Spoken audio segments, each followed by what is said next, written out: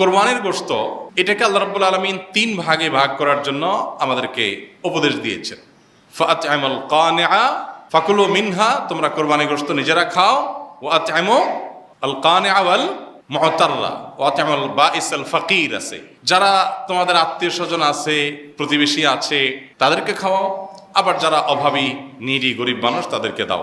তার মানে নিজে খাবেন, আত্মীয় স্বজনদের মধ্যে হাদিয়া উপঢৌকন দিবেন, আর গরিব দুঃখীদেরকেও খাওয়াবেন। কিন্তু এই বন্টনটা এটা কোনো ফরজ বা ওয়াজিব না। এভাবে 3 ভাগে করতে পারলে ভালো, উত্তম। কিন্তু এটা যদি কেউ না করে তাতে কোনো গুনাহ হবে না। এই সমাজের ভাগ নামে যে ভাগটা বাধ্যতামূলকভাবে কালেকশন করা হয়, সেটা কোনো অবস্থাতে জায়েজ না। যদি বাধ্যতামূলকভাবে করা হয়, যদি জোরপূর্বক করা হয়। এখন আমার কোরবানির গোশত আমার কাছে নির্দিষ্ট কিছু গরিব আছে জানাশোনা, আমি তাদেরকে একটু দিব, কোনো গরিবকে একটু বাড়ায় দিব, কাউকে একটু কমায় দিব। আমার হয়তো আরো দূরে কোনো আত্মীয় আছে, তাকে আমি একটু পাঠাবো।